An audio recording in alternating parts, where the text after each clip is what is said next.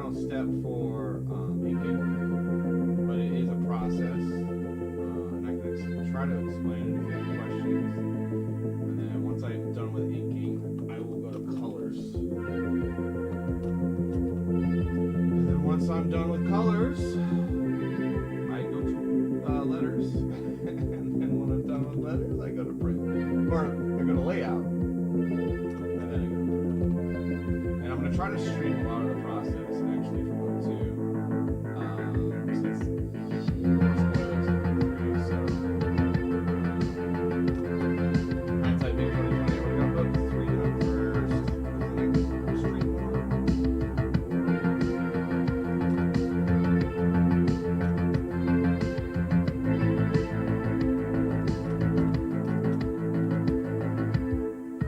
But I thought this would be kind of cool to do, so people can actually see. No 3D assets for me is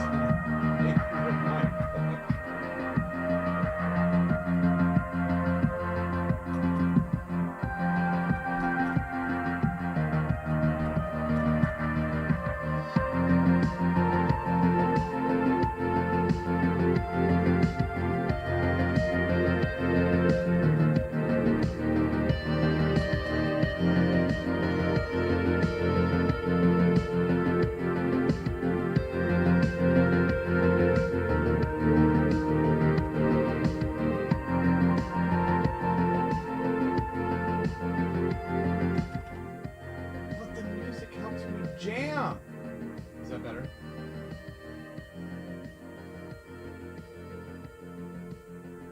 I mean, what do you guys prefer, music or me talking? I guess I could talk.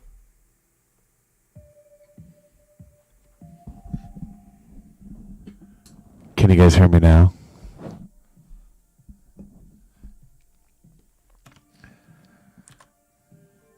You guys should be able to hear me now, right? I got to figure out all my streaming stuff. I got to figure out how to get the music through. Talk. I need a producer, old man Dave. I need a producer. I just need to make a lot more money so then I can pay said producer. Or make money at this. I mean, I'm making enough money to pay my bills, but you know. You know how it goes, man. You gotta work for a living.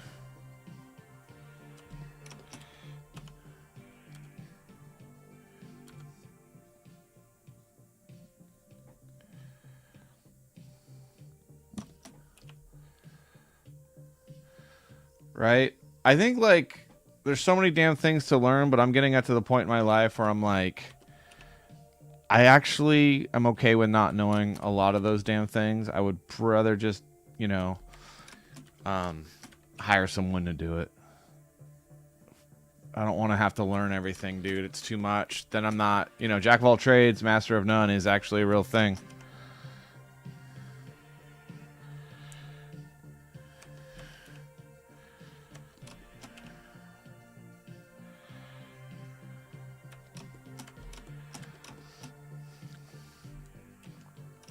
Yeah, man, the job's definitely getting in the way. I quit my job earlier this year. I was a creative director, and it was just taking up so much time, dude. And I was not drawing enough, you know? I wasn't drawing enough. I wasn't writing enough. I was just freaking project managing, basically. It was in meetings all the time.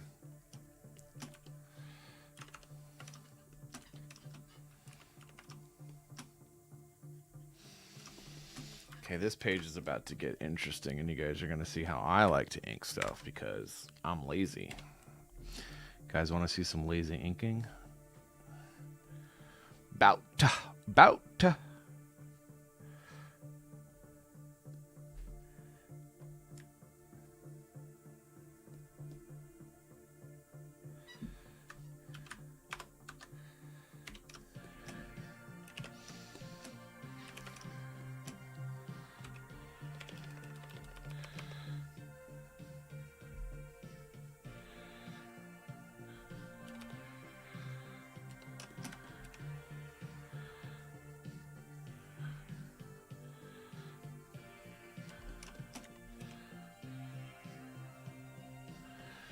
See this scene, the big bad villain guy is talking to a bunch of mysterious people on these video screens.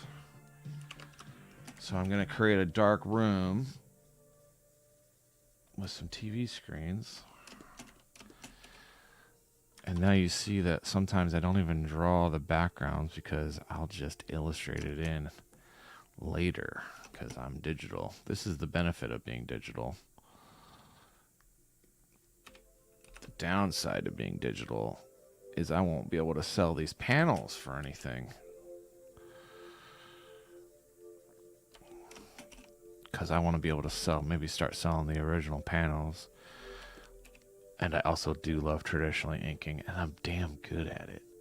I'm actually better at it. Drawing, I'm a better artist non-digital, for what it's worth, and I kind of miss it.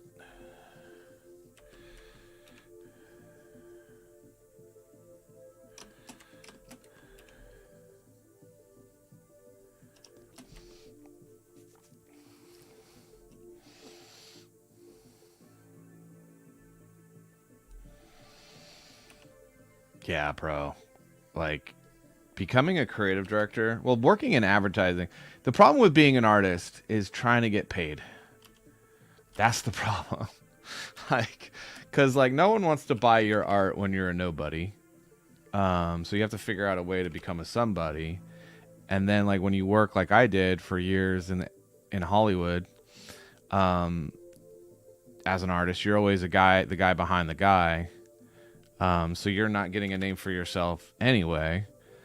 And so it's just, you know, how long do you work? How long do you starve until you're known? It sucks, man.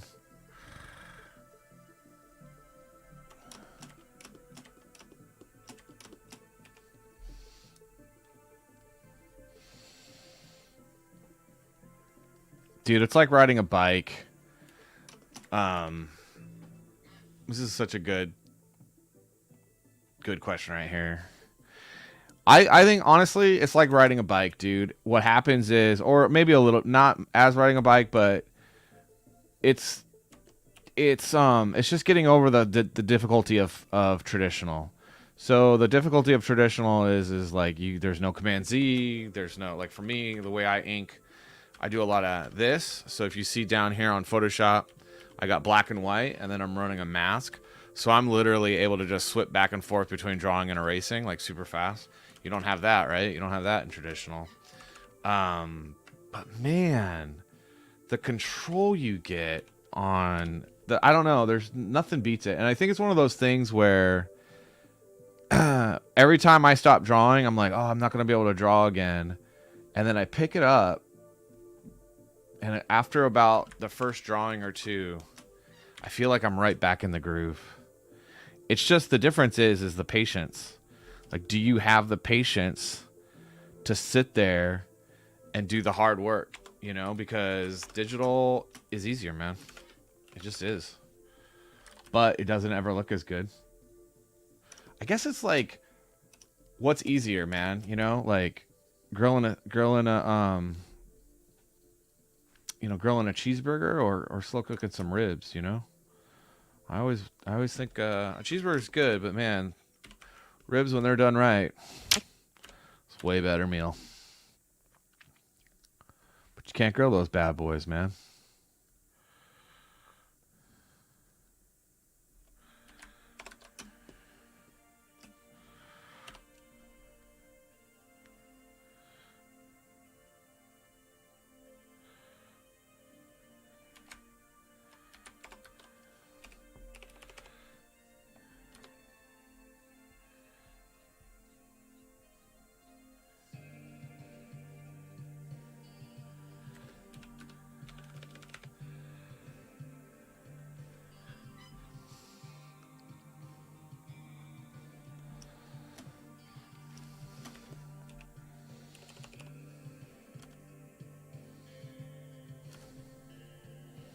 So what have you been up to, Dave? And go tell people, go share. If you like what's going on, hit the subscribe, man, and Tell your friends. I'm all here by my lonesome, just drawing with Old Man Dave. Not that I mind, because I really like Old Man Dave. He's hilarious.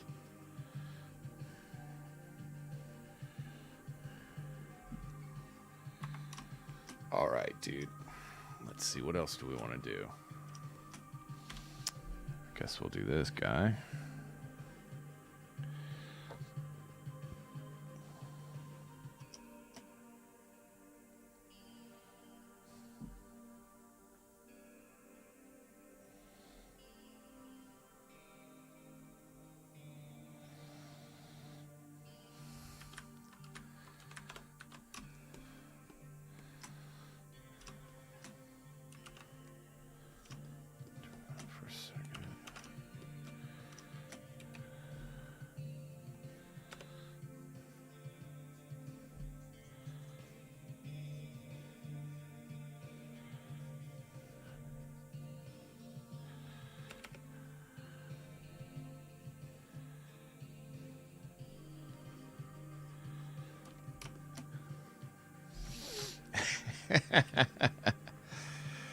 I might NDA myself talking about Dogood. That's the dumbest crap, dude. I'm gonna NDA myself talking about myself. Like, what? Like, I wish people would stop pretending like they're smart. Like, dude, I'm not smart, man. I'm not a smart guy. Like, I know what I know, and, you know, I wouldn't even say I know it that well. But, like, you know, when people try to sound smart, you know, use big words and industry words and stuff, and they don't really know, you just end up sounding like a friggin' idiot, dude.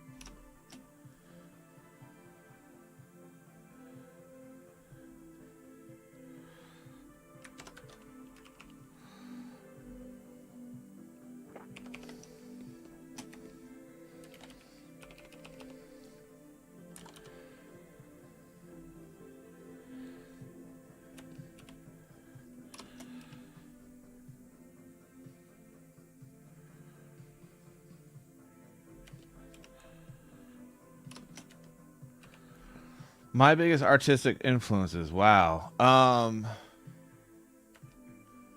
I was on BTM. Oh, I got two questions. I'll take the first one right now, and then the last one next. I was on BTM last week, a few times, I think, if I remember correctly. It was fun, dude. I like BTM a lot. I like that guy. He's a good dude. My biggest artistic influences. Ooh, that's a tough one. I would say in comics, definitely,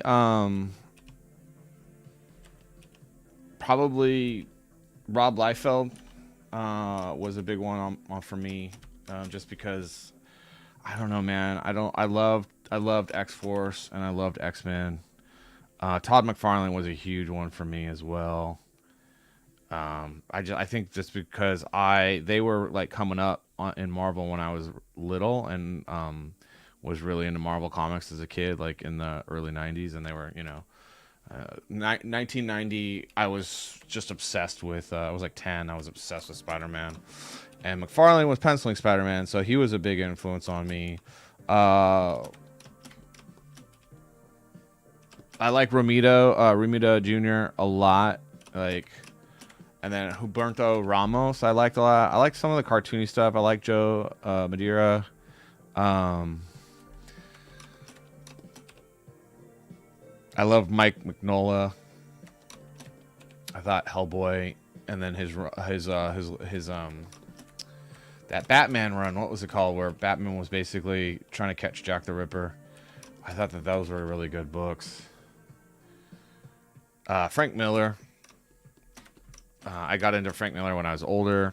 I love the graphic design of Frank Miller. I thought his panels were really, really smart.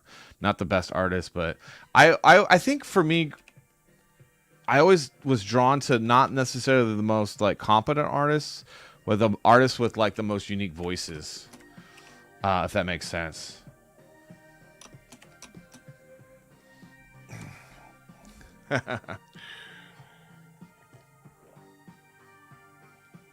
Look at this mug my wife got me. Look at that. That's so cool. See, it's got a beak.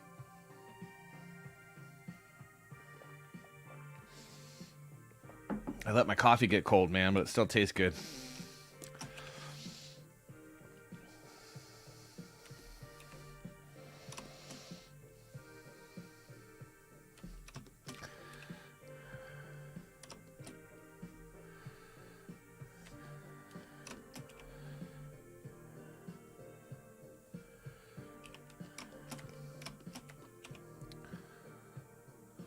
It is, man. So sometimes the coffee gets cold because I can't drink it fast enough, man.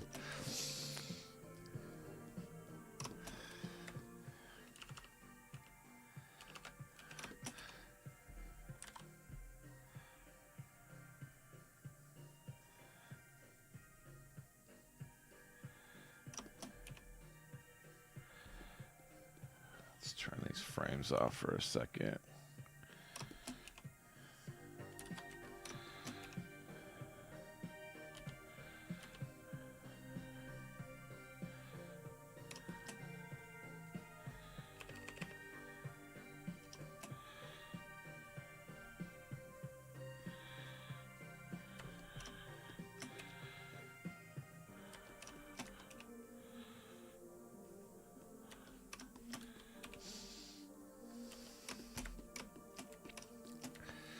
I need to get one of those like heat plates, hot plates for coffee. They don't make them anymore though, man. I'm like, what did that happen? They caused too many fires because people left them on. But of course that would not be me. I would never leave that on. No, I would never forget that on.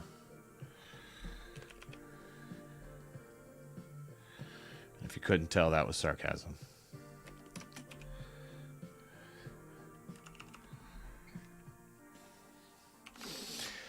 Gotta be honest, I don't like drawing this guy.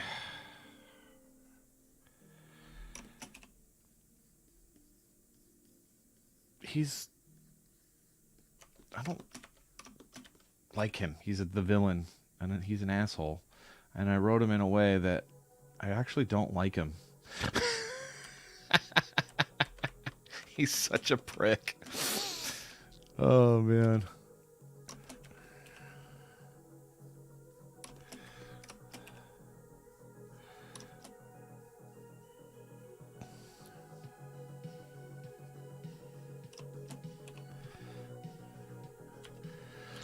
This character's name is Milo. I wanted to have like a really kind of like, you know, for lack of a better term, a fruity name for this guy. He's a CEO of this world's kind of like if Amazon and Facebook and Meta were like its own, like a big giant company. So he's the CEO and founder of this giant global conglomerate that has developed the VR program that Ben Franklin is trapped inside. And he helped develop and program the AI that runs that VR program. And he's got a world vision that does not necessarily align with the founding principles of the United States. So basically, old man Dave, he's basically Canadian. Oh, shots fired.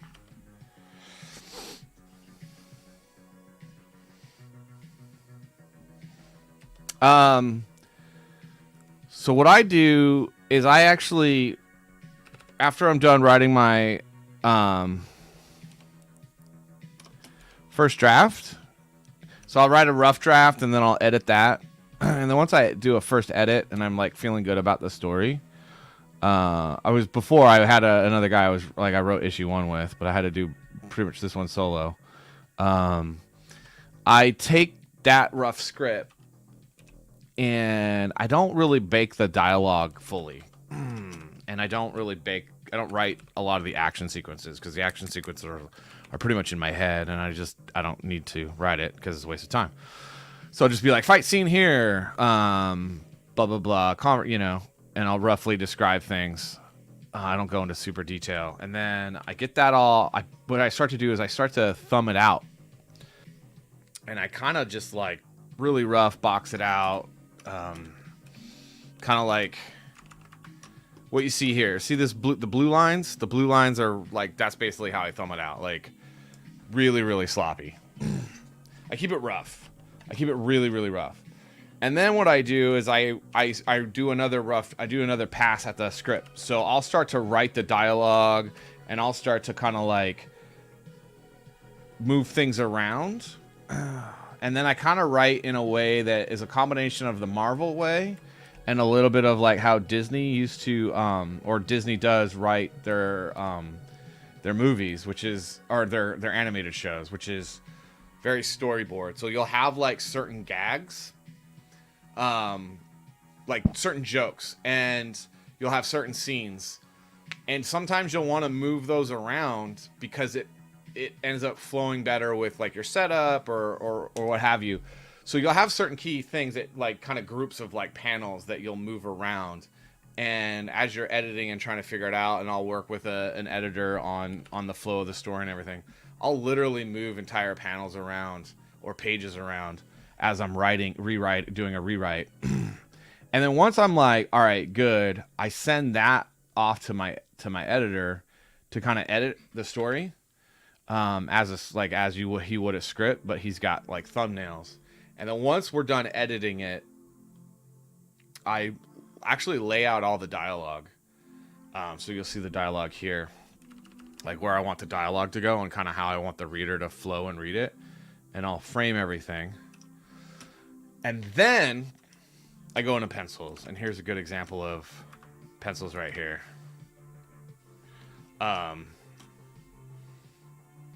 Yeah.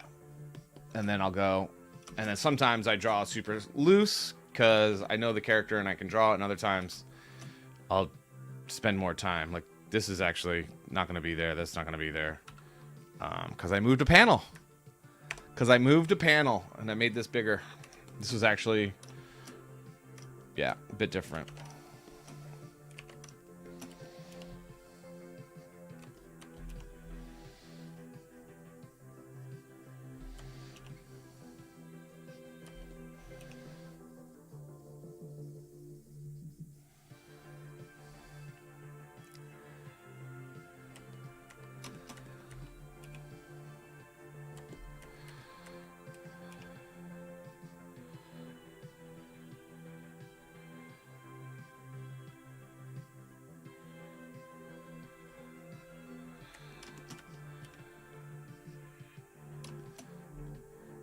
I always do my pages as 2-page spreads. I always illustrate everything as a because I like to do what Rob Liefeld did, which is use the entire thing as my art piece, and I'll have stuff flowing back and forth between the panels, and depending on how I want to design out my panel.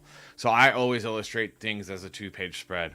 It's not a 2-page splash page, but I just draw it that way because I like to see the whole thing. I like to see how it's going to look when you're reading it and how it's going to flow, and I want to try to get your eye to move a certain direction and go a certain way, because I bring in my graphic design background too, because I was an art director, and I did a lot of graphic design in Hollywood for years, so I bring a lot of that in too.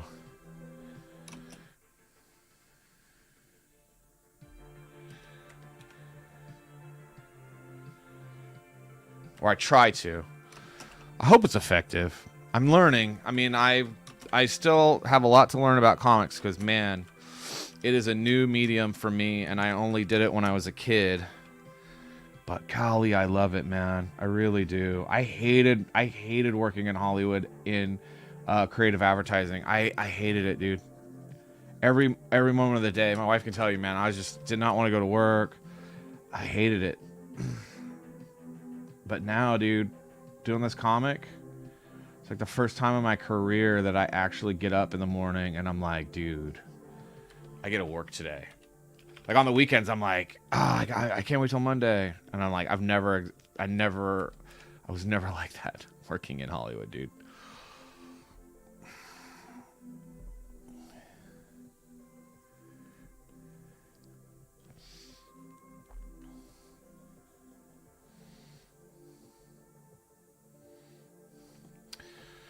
Dude, this is a good question, man.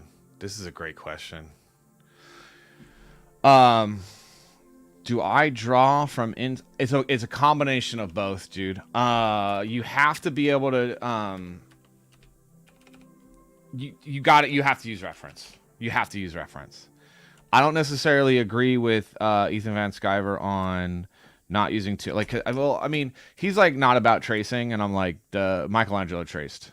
They used to do this thing where he would light a candle and like get a piece of paper, essentially put it in front of the candle, and then it would essentially, I don't know how they did it. I'd have to look it up again, but basically create a projector, and then he would trace his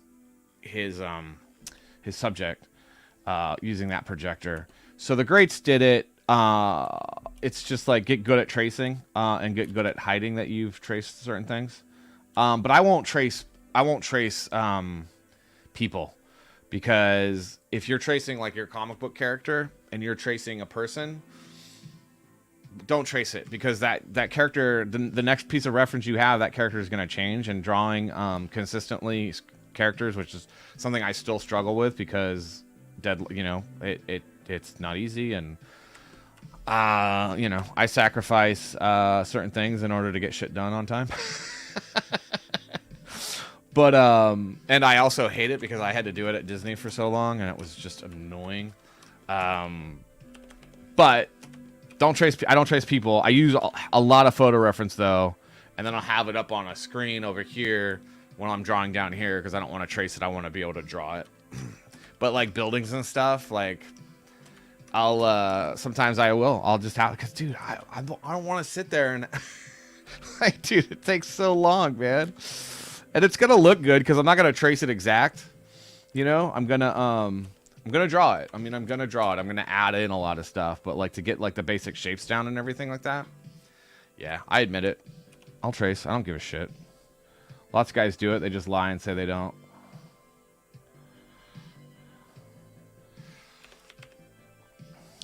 And oftentimes what I'll do is I'll take my own photographs.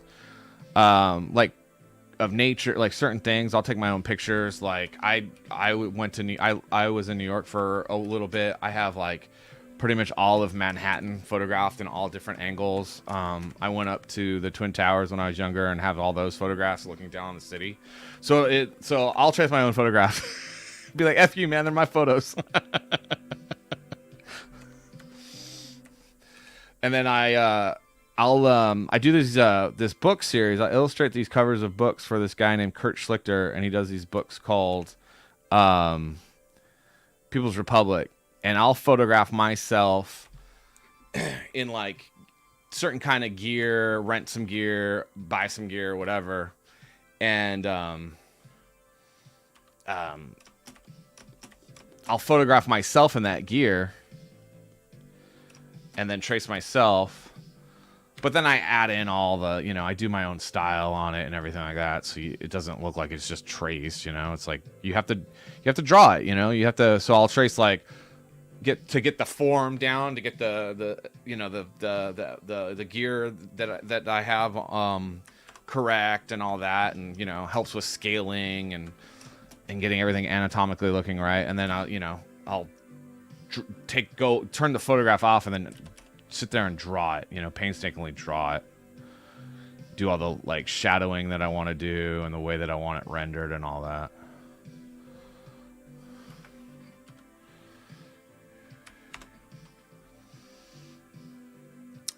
If you go on Amazon and just search People's Republic, all the books will come up. There's like 8 books now. And they're just like, they're fictional novels, so it's not anything like comic book art. It's much different. And like you'll see the early ones, the art's not as good because I wasn't getting paid as much, so you get what you pay for. But also like we were still kind of like, I was also working full time and rushing it too. And then when we started making more money, started making more money on the books. He started paying me my actual fee. And so the cover's gotten a lot better since. And it's a good series, man. It's a really good series. So if you like reading novels, fiction, dude, I highly recommend it, man.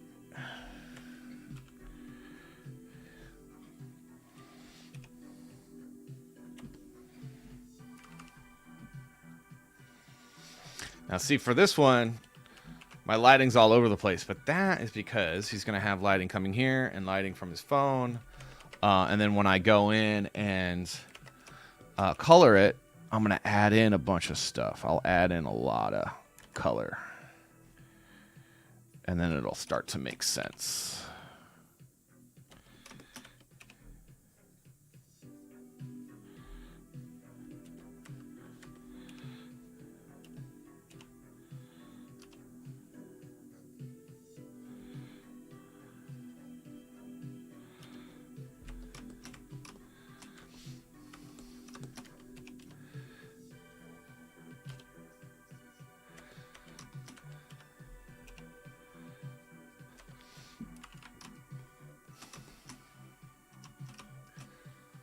Get this. What? Why aren't you duplicating?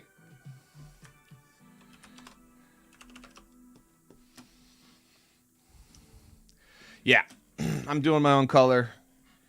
I'm doing everything, dude. I'm doing all the artwork. So I have not hired another artist yet, and I don't know. I want to hire a colorist. I did hire Jimmy Reyes for a cover that he just finished up. Matt Barr is doing a cover, and Dan Lawless is doing a cover. And I will probably color Matt Barr's myself, and then I think Dan Lawless is going to actually do his own colors on his because he does that. I'm not sure though. If not, I'll figure it out, or I'll just pay him to do the colors too. But yeah, I do all the colors, man. I do like it. It's just really time consuming, and my problem is that I don't know a lot of the corners to cut like a lot of colors do. I sit there and paint the crap out of everything. But someone the other day said that they liked my colors and was some of the best colors for indie comics. So I was like, oh, maybe I should stay coloring.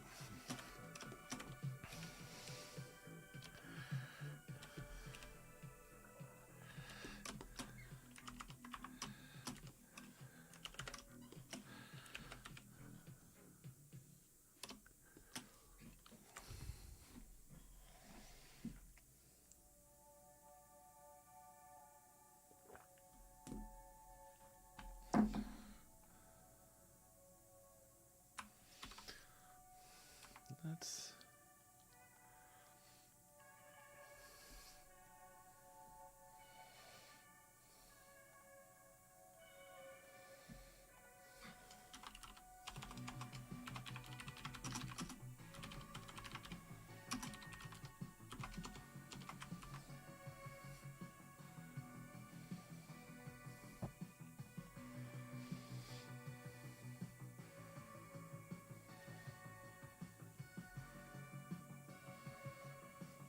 dang it, BTM is streaming, so now I'm gonna lose Old Man Dave.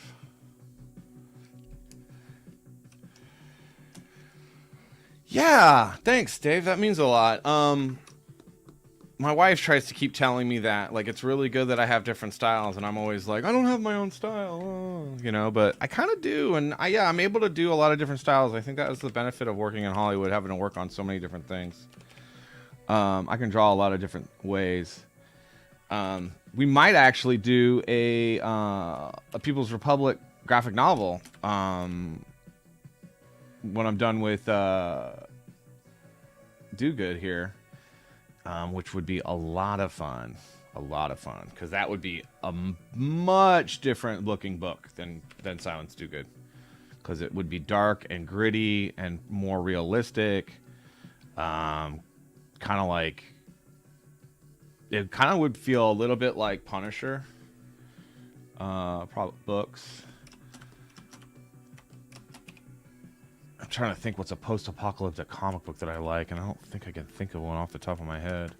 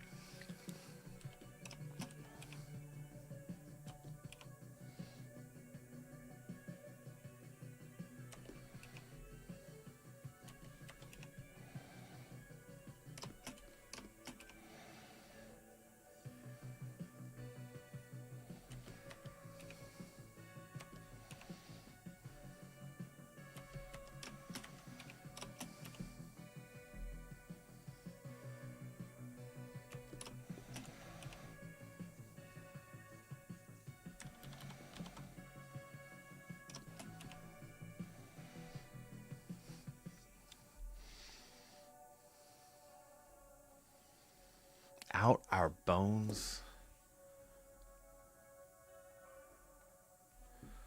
Huh.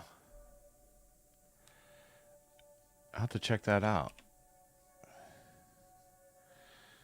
I tend to try to avoid a lot of good comic books with great art, not necessarily great writing. I'll tell you why.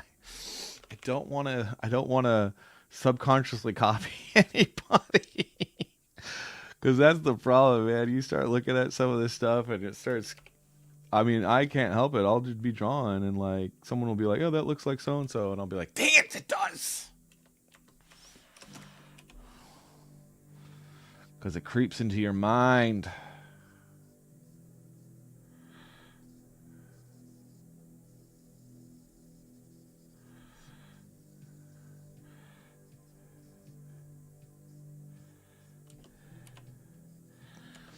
Look at that, man. You got all this done right now. That's pretty good in an hour or so.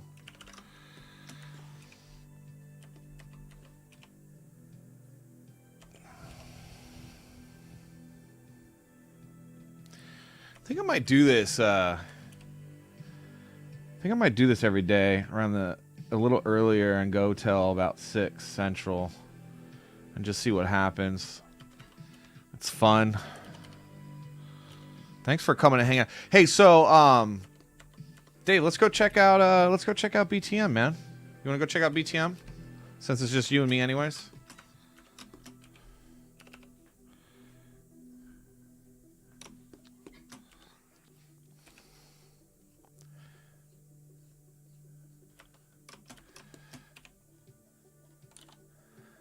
What's he up to?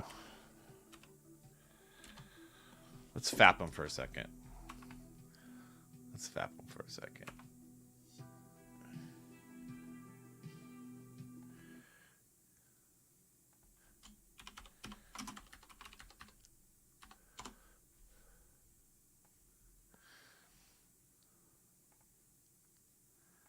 Who's he talking to?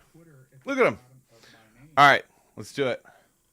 Let's go say hi. Checking on YouTube. I just figured it out. Let's end this crap. All right, dude. Thanks for coming and hanging out, man. Really appreciate it. Later, all. I'll be back tomorrow.